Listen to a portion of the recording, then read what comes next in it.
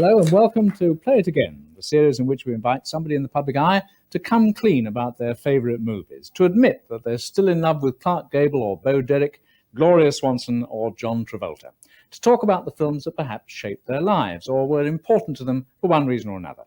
This week's guest on Play It Again started her acting career at the Players Theatre in London, where she enjoyed playing the Fairy Queen in pantomime. She still does, come to that. She's one of my favourite stars, Hattie Jacques, who's probably best known for two kinds of comedy, the carry-on sort with Kenneth Williams and Sid James, and this sort with her television brother, Eric Sykes. I'm delighted to say that she's with us today. Ladies and gentlemen, will you welcome, please, Hattie Jacques.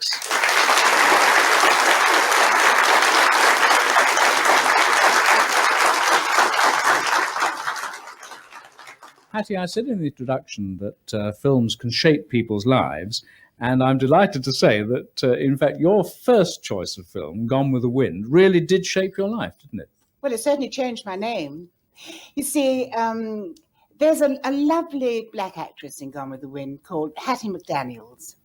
And at the time when that was first on, I was first starting at the Players Theatre in London, singing old-time music halls numbers. And I was singing a number called Oh, Oh, Antonio with the black makeup.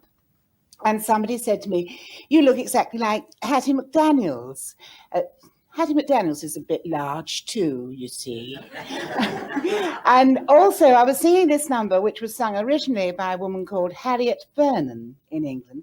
And Harriet, or Hattie rather, is a diminutive of Harriet, you see. And those two things together, well, that was it. I was called Hattie from then on. Well, we'll have to see a clip from it now, from Gone with the Wind and Hattie McDaniel. Ooh. Just hold on and suck in. Mommy, here's Miss Scarlett's pickles. You can take it all back to the kitchen. I won't need to buy it. Oh, yes, you is. You's going to eat every mouthful of this. I'm not. You put on the dress, because we're late already. What will I'm going to wear? That? No, you ain't. You can't show your bosom for 3 o'clock. I'm going to speak to your mother. You say one word to Mother, I won't need to buy it. Well,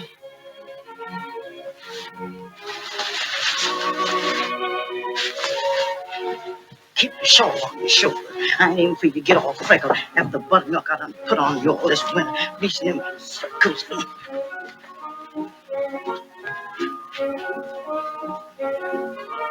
Oh, now, Miss Scarlett, you come on and be good and eat just a little. No, I'm going to have a good time today and do my eating at the barbecue. If you don't care what folks says about this family, I does. I has told you that you can always tell a lady by the way that she eat in front of folks like a bird. And I ain't aiming for you to go to Mr. John Wilkins's and eat like a field hand and gobble like a hog. Fiddle-dee-dee. Ashley Wilkes told me he likes to see a girl with a healthy appetite. What gentleman says and what they thinks is two different things. And I ain't noticed Mr. Ashley asking for to marry you. And that's how Hattie Jacques was born.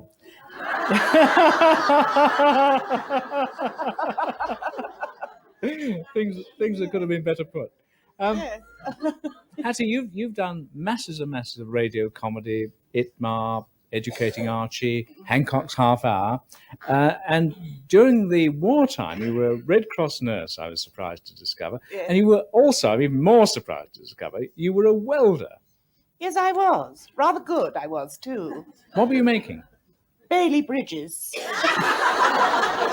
Ridiculous, isn't it, really? But this actually came in very handy later on, didn't it? With Very handy indeed, and I'll tell you why. Because I was in a film that Bernard Miles made, and it was called Chance for Lifetime, and I was a factory worker, you see. And strangely enough, I was a welder in this film.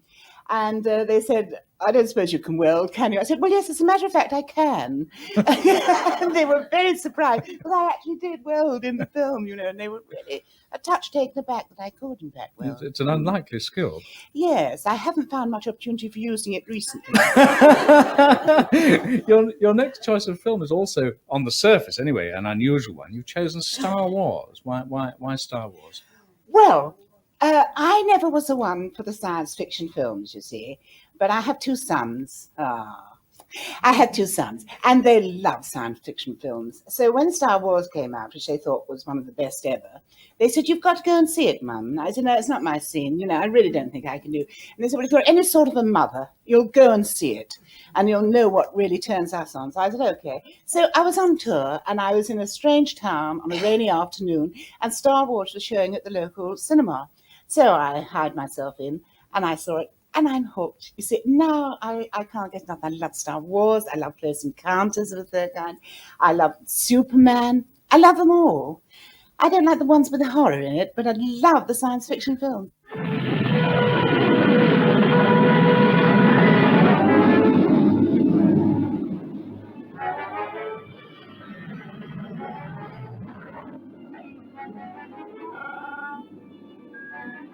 Like an Imperial cruiser, our passengers must be hotter than I thought. Try and hold them off. Angle of the deflector shield while I make the calculations for the jump to light speed.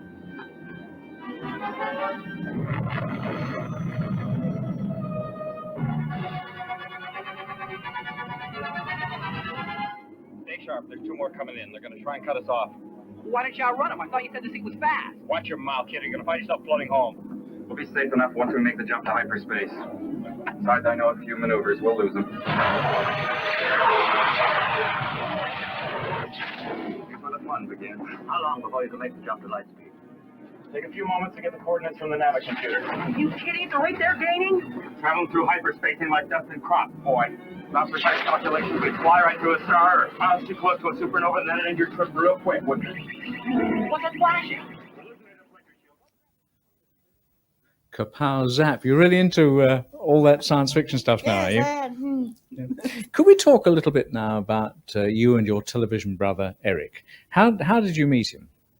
Well, I met him when I was appearing in, and he was script writing the radio show Educating Archie. This is Peter Buff and Archie Andrews, the dummy. That's Yeah, right, yeah. yes. And we always, you know, we got on. We hit off like mad, you know, and we were great chums. And we all said, well, one day, you know, we'll do something else together other than that. But he was only script writing at that time. I mean, he had been a performer in the past, but... How did you decide on the brother-sister relationship? Well, now, strange enough, the first of the shows that we did on in the Sykes shows was written by Johnny Spate. And he presented it as an idea of Eric and I think, being sort of either husband and wife or girlfriend and boyfriend and that sort of thing. And Eric felt very strongly, and so did I, that it would be a good thing to have a brother and sister relationship, because we didn't want to sort of have all that bickering, that domestic bickering that goes on, you know, and it also left us free to have boyfriends or girlfriends or whatever if we had this rather protective brother and sister thing, you know. Yeah. And it sort of worked out. Eric's writing is unique. I mean, it's a very gentle kind of humour. Yes. It is very rare these days. Yes. And he has sometimes, I think, been called the English Jacques Tati. Do you go along with that or not? Oh, they have a lot in common. But I mean, there will never be another Jacques Tati. There will never be another Eric Sykes. But both of them are able to act with every inch of their bodies. My goodness, wouldn't I be in if I could do that? No, but seriously, they are absolutely marvelous. I mean, you could see a shot of their backs and you would know what they were feeling. They both have this great talent of acting with their whole body. I think they're both very funny men. I love Jacques Tati and I love Eric Sykes. Well, this, of course, is why you've chosen Monsieur Hulot's Holiday as your next clip. So let's have a look at Jacques Tati now in Hulot's Holiday. Lovely. Find a boat! What boat? Ah, there you are. Come and meet the Reynolds. Who? The Reynolds. They've asked us to take a boat trip with them.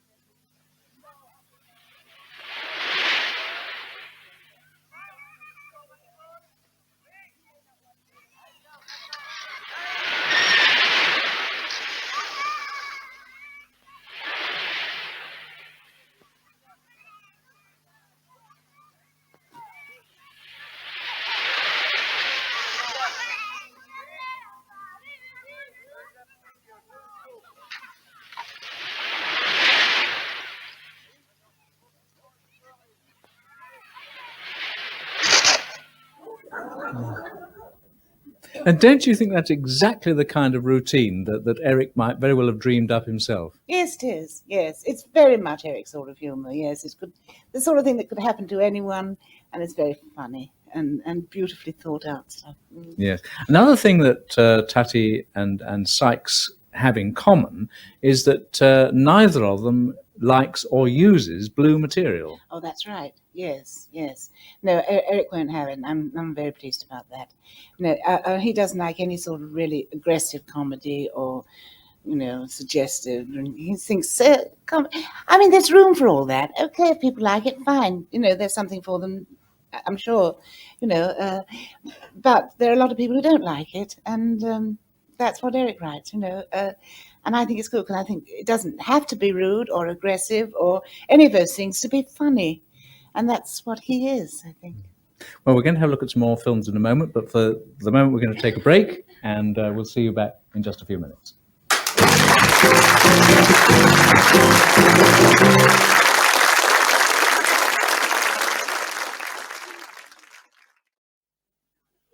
"25 seconds, played again, part 2, production number PA 8018, 2 take 1, recorded date 28th of the 4th 80.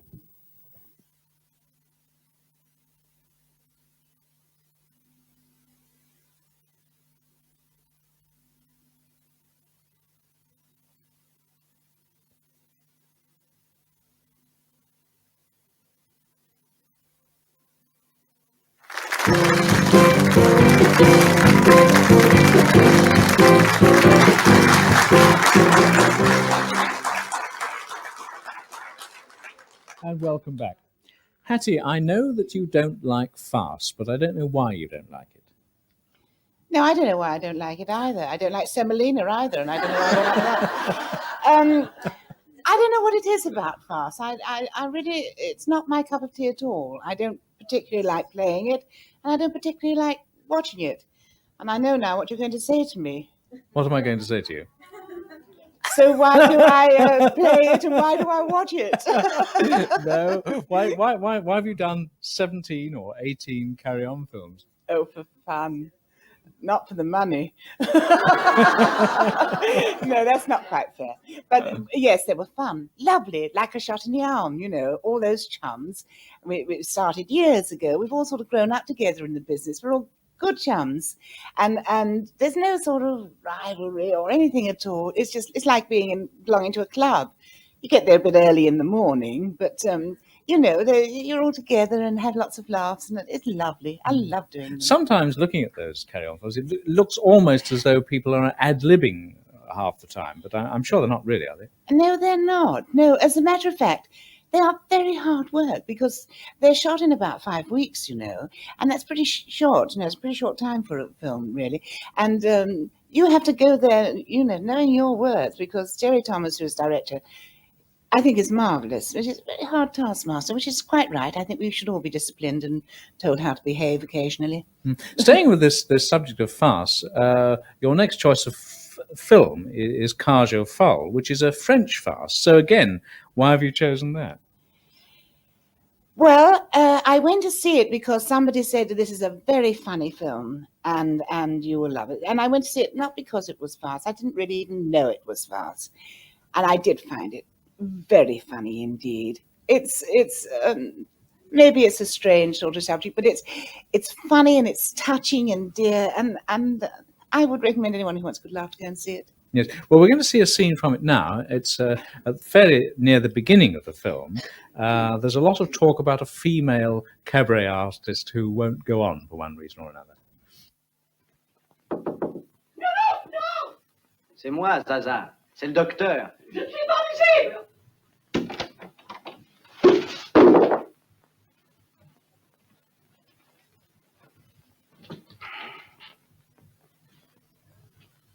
Zaza. Non! Zaza. Non, écoutez. On va se montrer, hein, Zaza. On va vite se montrer pour que le docteur voie Zaza. Mais je suis affreuse, enfin. Zaza, votre public vous attend et mon dîner refroidi. Soyez raisonnable, je vous en prie. Docteur, je suis si malheureux, si vous savez. Non, c'est un petit coup de dépression. Non. Ça va se passer. J'ai envie de mourir, docteur, j'ai envie de mourir. Vous étiez en train de dîner? Oui. Ça se réchauffe au moins? Du lapin à la moutarde. Ah oui, alors ça se réchauffe bien, bah ça tant mieux. Alors, voilà ce que vous faites. Vous faites réduire le fond de sauce dans la sauteuse. Hein, mais attention, vous faites ça dans une sauteuse en cuivre. Ça, je dis toujours à mes amis, surtout la sauteuse en cuivre. Sinon, alors, je réponds de rien. Alors, tu meurs ou tu cuisines? Ah, toi, mais toi,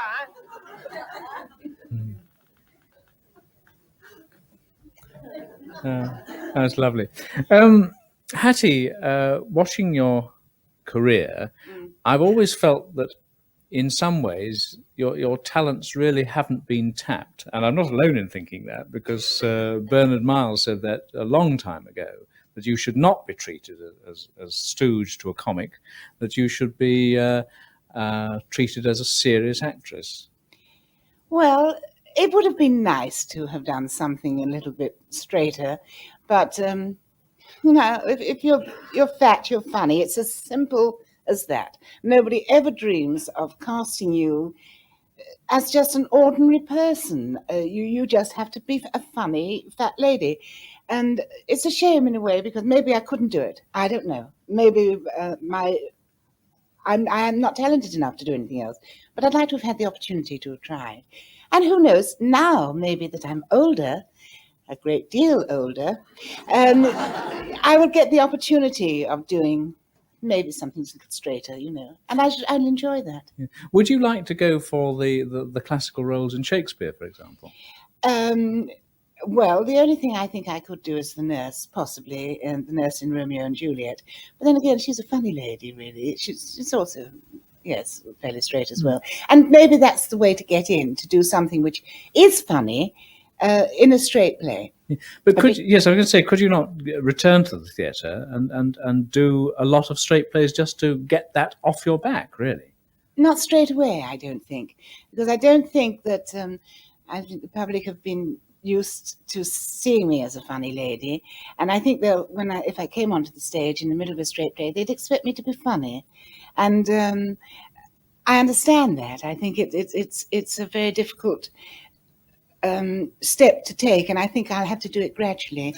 Yes, but pursuing this, I mean, do you really think it's the public who don't want to accept you, or would find it difficult to accept you, or is it the people who make the decisions about casting? I think it's both. Do you? Oh, yes, I do. I think it's both. I think that I would have great difficulty in getting any director to give me a straight part. I mean, a really straight part, you know, without any sort of comedy overlay at all. And I think in a funny way, I'd be cheating a little bit on the public or the audience by making them accept me straight away like that. I think I've got to do it as a slow process. Well, here's one member of the public who would very much like to see you playing a straight part. Oh, thank you. I hope I don't let you down if I ever get the opportunity. I'm sure you wouldn't. I just hope you do get the opportunity. The next clip, in fact, you're not really expecting, because it's not been chosen by you. We've chosen it, and I just want to see if you recognize anybody in it. La plume de ma tante. La plume de ma tante. My uncle... Hold on a minute, sir. Do you consider French a cheerful language? Yes, I say that it was. Oh, it's very much changed at my time then, very much. My uncle's What is the French for water? Low. Low. And he called that a cheerful language. Shall the gentleman go on, Uncle? Oh, yes, yes, let him go on. My uncle's garden. Le jardin.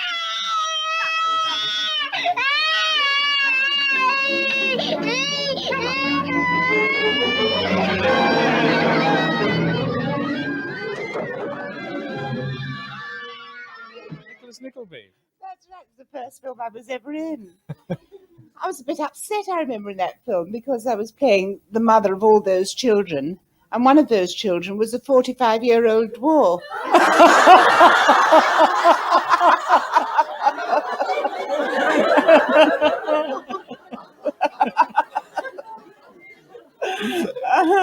Actually, staying with these untapped talents that I mentioned, one of the things I know you would like to do is a two-woman cabaret show, or a two-woman stage show, with your old friend Joan Sims. Yes, I would. I'd love it. A two-woman television show, actually. Oh, a television show? Because I think you can do many more things in television, lots more tricks. Do you mean a and lots- series or No, one? no, I mean a one-off, perhaps not a spectacular, just a show with the two of us having fun and hoping that reaches the audience too. What sort of things would you do in it? Well, I haven't quite got down to that yet, actually, but we've got a few ideas, and I hope that it comes off. I don't want to use the usual format, of two people and guest artists and all that sort of thing. I just do maybe even a bit of straight. Who knows? Maybe a bit of straight can come. That would be into it. marvellous. Yes, we might play a little drama together or something like that. Returning to you and Eric, I don't know how long you've been working together now. How long is it? Well, actually, next year will be our 30th year of working together. Our series, which we did last year, the last one we did was our 20th series. 20 years we've been doing the Sykes show, which I think makes it, well, I know, actually, because I've looked it all up, you see. It makes it the longest running comedy television show in the world. Yes. Are there going to be any changes in the characterization at all? I mean, are you going to move off in different directions? What, in the show, Yes. you mean? Yes. I I mean, don't know. after those years, I wonder if there'd be sort of character changes. Well, there have been slight character changes from the beginning. I mean, if you saw one of the original ones, it's quite, we're younger for one thing, but we're also slightly different people than we are now, I think. And who knows? One never knows from year to year whether there's going to be any more anyway, because Eric writes it all, and he's a very busy gentleman with his own career. Actually, because that's another aspect that people forget. They tend to think that you and Eric work together and are together all the time. It's not so, is it? No, indeed not. No, we're not a double act. We're together for that show. And, well, we have done some theatre touring together, and that's been fun. But, in fact, apart from those few weeks of the year when we meet to do that show, we don't see each other very often. Not because we don't like each other, but, occasionally I'll ring or he'll ring and say, come on, let's have some lunch today, and that's lovely, but we don't see each other very much. He lives out of London. I live in London. We have our own families. Well, what I'm waiting for, Hattie, is for the first time you appear in a really serious role. I really do. I mean it absolutely sincerely. I hope that happens very soon. And thank you very much for coming to talk to us today, Hattie Jacques. Thank you very much indeed. Thank you very